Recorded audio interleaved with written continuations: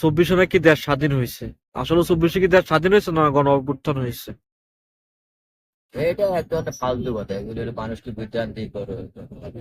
দেশ স্বাধীন তো একটা দেশ স্বাধীন কার সাথে হয়? একটা দেশ স্বাধীন হয় দেশের একটা দেশের সাথে, দেশটা আলাদা করে দেয়। আমাদের স্বাধীনতা 1971 স্বাধীন, 1971 স্বাধীন হয়ে গেছে।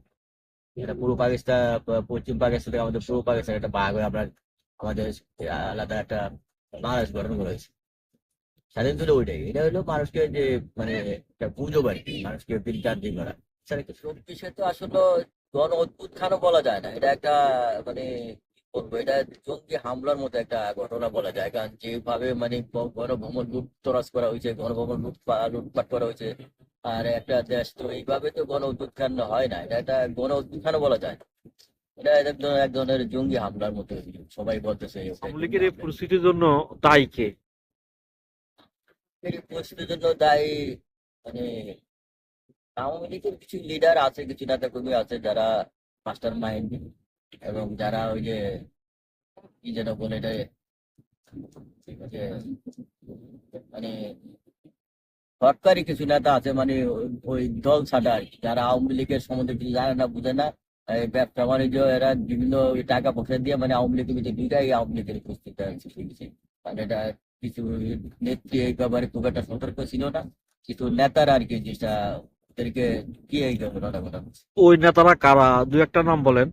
আচ্ছা, এরকম আমার আওয়ামী লীগের মধ্যে কিছু লোক আছে, এরা হয়তো কিছু আওয়ামী লীগের লোকই, আওয়ামী লীগে মানে এরা সুবিধাবাদী কিছু লোক আছে, এদের যে জিনিসটা বুঝছে।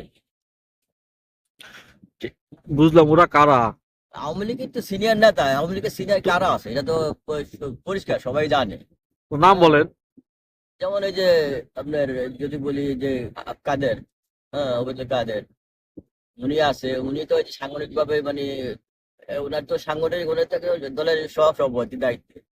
হ্যাঁ, কিন্তু ওনার তো ওই দায়িত্ব উনি ঠিক মতো পালন করছেন। আজকে হুট করে কারা কারা দলের ভিতরে ঢুকে গেলো, যা ছাত্রলীগের মধ্যে যে সেই শিবির, এই যে যারা যারা ঢুকছে ঢুকে এই যে দীর্ঘদিন এই প্ল্যান নিয়ে তারা যে কাজ করে যে আজকে সফল হয়ে গেছে গা।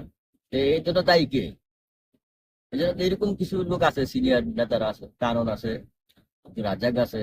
হ্যাঁ, এরকম আছে এদের দায়িত্ব এরা ঠিক মতো পালন করে না, সাংগঠনিক ভাবে এরা খোঁজ খবর খুব একটা রাখে না। এরা ওই 15 বছর দল ক্ষমতায় ছিল, ওই দলের মানে ক্ষমতার যে একটা ওই জিনিসটাই এরা উপলব্ধি করছে, কিন্তু আসলে দলের প্রতি খুব একটা ছিল না এদের।